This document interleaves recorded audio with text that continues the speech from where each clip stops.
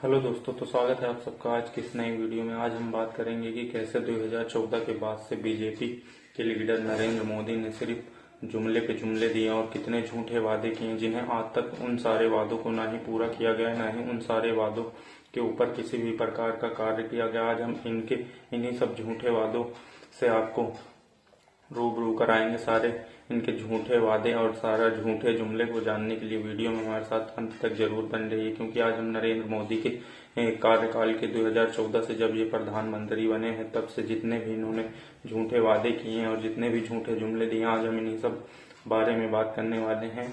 तो हमारी कहानी की शुरुआत होती है दोस्तों बीजेपी की एक अन्य लीडर गृह मंत्री यानी अमित शाह जी से। अमित शाह जी को तो आप जानते होंगे, वो भारत देश के गृह मंत्री हैं और इनके रहते हुए दोस्तों कितने गंभीर गंभीर अटैक हुए, कितने ज्यादा हमले हुए, कितने ज्यादा मर्डर हुए। इनके रहने के बावजूद भी ये पता नहीं अभी तक सत्ता में रहकर अपनी पावर का किस प्रकार से इस्तेमाल कर रहे हैं कि इनके रहने से ही पुलवामा अटैक हुआ और पहलगांव जैसा अटैक हुआ, फिर भी इन्होंने किसी भी प्रकार का एक्शन नहीं लिया। और किसी भी प्रकार का एक्शन छोड़िए, पहलगांव वाला जो अटैक हुआ दोस्तों, उसमें के अभी तक तो जितने भी मुजरिम थे उनको पकड़ा तक नहीं गया। पता नहीं हमारे गृह मंत्री जी क्या कर रहे हैं। अब आ जाते हैं दोस्तों अपने नरेंद्र मोदी जी के ऊपर, जिन्होंने हमें अभी तक 2014 से शायद भ्रम में रखा है और भारतीय जनता को और भारत के नागरिकों को न जाने कितने झूठे जुमले और कितने झूठे वादे दिए हैं। आज इन्हीं सब बातों पे थोड़ा बात कर लेते हैं। सबसे पहले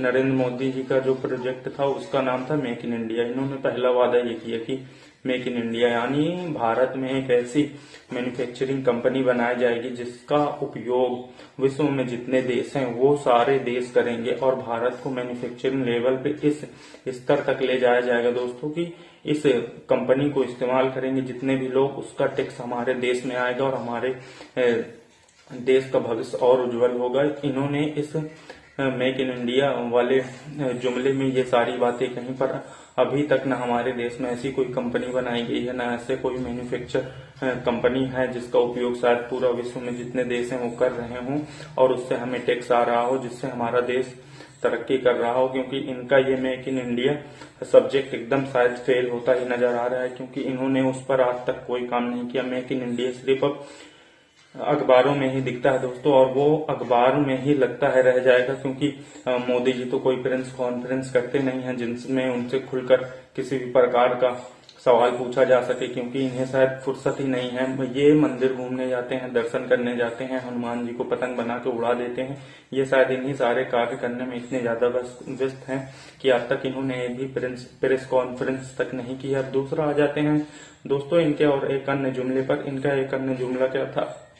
इनका एक अन्य जुमला दोस्तों था टूरिज्म और जॉब पे। अब बात कर लेते हैं थोड़ा टूरिज्म पर। टूरिज्म की बात मैं आपको बता दूं दोस्तों, टूरिज्म का मतलब होता है जब कोई दूसरे देश का व्यक्ति अपने देश में घूमने आए, अपने देश में जब कोई दूसरे अन्य देश का व्यक्ति अपने देश में घूमने आए तो उसे टूरिज्म कहते हैं कि अपने हमारे देश का मतलब टूरिज्म, कोई व्यक्ति हमारे देश में घूमने आए तो उसका टैक्स, उसका पैसा हमारे देश के हित में खाते में आएगा। तो मोदी जी की बात क्या थी कि हम टूरिज्म को बढ़ावा देंगे। इन्होंने न टूरिज्म को बढ़ावा दिया और मैं आपको आज का हाल बता दूं कि अमेरिका जैसे देश अपने देश के नागरिकों को मना करते हैं कि आप भारत जैसे देशों में घूमने के लिए या विजिट करने ना जाइए, क्योंकि वहाँ के लोग डेंजर होते हैं, वहाँ के नागरिकों का सिविक सेंस नहीं होता है, वहाँ आपके साथ किसी भी प्रकार का दुष्व्यवहार हो सकता है, छेड़छाड़ हो सकती है, आपके साथ चोरी डकैती इन सब चीजें हो सकती हैं, आपको किस तरह से ठगा जा सकता है। अन्य देश भारत के बारे में ऐसी बातें करते हैं और भारत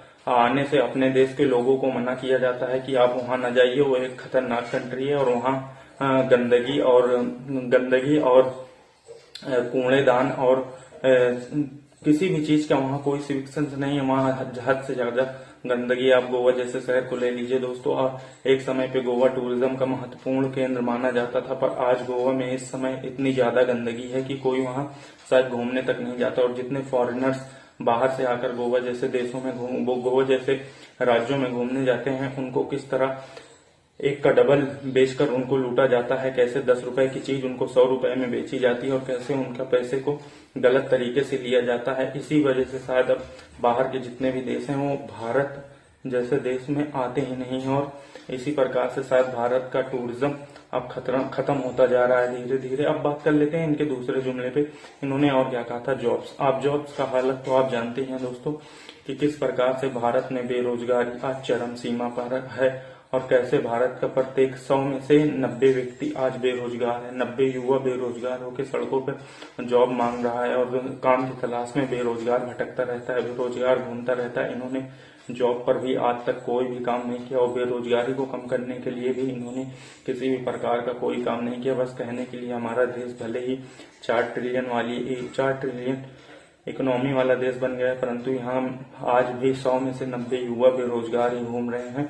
अब दूसरा बात कर लेते हैं दोस्तों, इनका एक और राजनीतिक जुमला था, लॉ एंड ऑर्डर्स।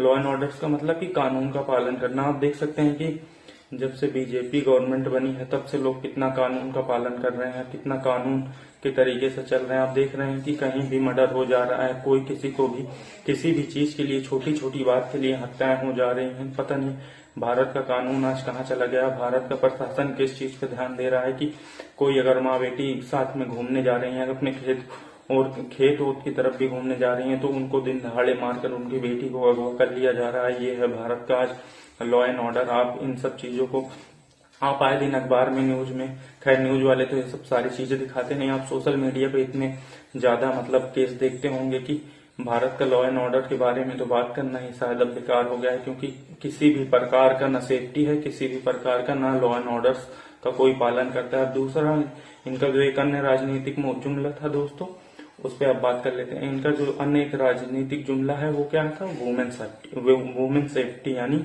महिला सुरक्षा के बारे में थोड़ा बात कर लेते हैं कि इन्होंने महिला सुरक्षा पे आखिर कितना ध्यान दिया और कितना स्तर तक आज हमारे देश में महिलाएं सुरक्षित हैं। ये बात आपसे न छुपी है ना हमसे छुपी है, क्योंकि आए दिन न जाने कितनी बच्चियों के साथ राह चलते दुष्कर्म हो जाता है, उन्हें रोड पे टहलते उन्हें रात ही रात अगवा कर लिया जाता है। कैसे इसमें प्रशासन भी शायद नाकाम रहती है उनको ढूंढने में या पकड़ने में। कितनी बच्चियों के साथ जो अपने घर से बाहर जाकर काम करती हैं, अपने परिवार का सहारा बनती हैं, उनकी कैसी हत्या कर दी जाती है, कैसे उन्हें दिन दहाड़े मार दिया जाता है सिर्फ 2 मिनट के इस हवस के चक्कर में, कैसे वो किसी भेड़िया दरिंदे का शिकार बन जाती हैं। और हमारे भारत में जो हमारे प्रधानमंत्री थे उनका कहना था कि हम वुमेन सेफ्टी यानी महिला सुरक्षा को बढ़ावा देंगे, किसी भी महिला के साथ किसी भी प्रकार का दुष्कर्म नहीं होगा, चाहे वो महिला देर रात अपने घर से निकले या 12 बजे जाए या 2 बजे अपने घर आए, फिर भी उस महिला के साथ किसी भी प्रकार की कोई गलत हरकत नहीं होगी। पर शायद ये वादा भी इनका झूठा और जुमला ही साबित हुआ, क्योंकि ये आप जानते हैं बेटी बचाओ बेटी पढ़ाओ का नारा देते हैं, परंतु न ये बेटियों को शिक्षा दे पाते हैं, न बेटियों की सुरक्षा कर पाते हैं। तो ये है हमारे भारत के प्रधानमंत्री के जुमले और भारत के प्रधानमंत्री की सच्चाई। और इनका जो अन्य एक जुमला था दोस्तों, इनका एक कहना था कि हम करप्शन को मतलब एकदम कम कर देंगे, हमारे देश में बिल्कुल भी किसी भी प्रकार का कोई भी करप्शन नहीं होगा। पर आप देख लीजिए दोस्तों, आप किसी भी छोटी सी जॉब या प्राइवेट सरकारी कुछ भी अगर आप जाएंगे तो आपको कहीं ना कहीं करप्शन का सामना करना पड़ेगा। आप अगर FIR या मुकदमा आप कहीं भी अपना कोई भी प्रकार की समस्या ले जाइए तो आपको सबसे पहले करप्शन का सामना करना पड़ जाएगा। अगर आप गवर्नमेंट हॉस्पिटल में भी जाएंगे दोस्तों तो वहां भी शायद आपको करप्शन का सामना करना पड़ जाएगा, क्योंकि दवाइयां इतनी ज्यादा महंगी मिलती हैं। हर एक चीज हर जगह कहीं ना कहीं भी थोड़ा बहुत से लेके ज्यादा मात्रा तक आपको कम करप्शन का सामना करना पड़ ही सकता है दोस्तों, क्योंकि ये जुमला भी शायद बीजेपी का एकदम फेल ही साबित रहा है और फेल ही रहा है। और तीसरा और एक अन्य जुमला इनका दोस्तों क्या था, स्वच्छ भारत मिशन। स्वच्छ भारत मिशन के बारे में तो आप जानते होंगे, वो आपसे न छिपाया न हमसे छिपाया। आज की डेट में आप गंगा यमुना जिनको ये माता मानते हैं और जिनके नाम पे ये अभी तक वोट लेते चले आए कि हम गंगा नदी को साफ करेंगे, यमुना नदी को साफ करेंगे, आप उन सब नदियों को एक बार देख लीजिए कि उनकी आज क्या दशा है और वो किस तरह से दूषित कर दी गई हैं और उसमें कितना ज्यादा प्रदूषण हो गया है। किस प्रकार से गंगा यमुना इस प्रकार की नदियों में रोज गटर का पानी मिलाया जाता है, सेप्टिक टैंक का पानी मिलाया जाता है। और हमारे देश के प्रधानमंत्री ने कहा था कि हम स्वच्छ भारत मिशन चलाएंगे, स्वच्छ भारत अभियान चलाएंगे। आप देखेंगे कि भारत के हर देश में कहीं आपको गंदगी मतलब हर मोड़, हर नुक्कड़, मतलब हर नदी, हर नाले के पास कहीं ना कहीं आपको गंदगी का सामना करना पड़ ही सकता है दोस्तों, क्योंकि स्वच्छ भारत मिशन इनका पूरी तरीके से फेल रहा। इन्होंने न गंगा नदी को साफ किया, न इन्होंने स्वच्छ भारत बनाया, बस इन्होंने सिर्फ राजनीतिक जुमला दिया है और कुछ नहीं। और इसके अलावा बीजेपी सरकार ने साल 2014 से अभी तक कोई भी कार्य नहीं किया। बस 2 कार्य इन्होंने अच्छे किए हैं, उसको चाहे आप भी चाहे मोदी को मानिए चाहे ना मानिए, पर इन्होंने 2 कार्य बहुत अच्छे किए हैं। पहला है डिजिटल इंडिया और दूसरा मेक इन इंडिया का झूठा जुमला दिया। मेक इन इंडिया का झूठा जुमला देखिए अभी तक राजनीति कर रहे हैं, और एक काम इन्होंने ये अच्छा किया कि भारत को डिजिटली की ओर अग्रसर बनाया। फोन पे, पेटीएम, जो आप मेरी वीडियो इस समय फोन पे देख रहे हैं, ये डिजिटल इंडिया का ही कमाल है दोस्तों। तो मैं आपको एक बार और बता देना चाहता हूँ दोस्तों कि हम भारत विरोधी हैं, न हम भारत की बुराई दिखाते हैं। बस हम अपनी वीडियो के माध्यम से आपको भारत में हो रही सच्चाई को आपसे रूबरू कराते हैं, और कैसे हमारे पॉलिटिशियंस, हमारे नेता जो हमारे ही वोट के बदौलत आज कुर्सी पर आकर बैठे हैं, वो कैसे हमें झूठे जुमले, झूठे वादे देकर कैसे हमें उल्लू बनाकर 15-20 साल तक राजनीति करते हैं, और कैसे देश को अंदर ही अंदर खोखला किए जा रहे हैं। हम आप तक सिर्फ जागरूकता पहुंचाने का काम करते हैं। अगर हमारी वीडियो अच्छी लगे तो चैनल को सब्सक्राइब जरूर कीजिएगा और वीडियो को लाइक जरूर कीजिएगा। जय हिंद, जय भारत।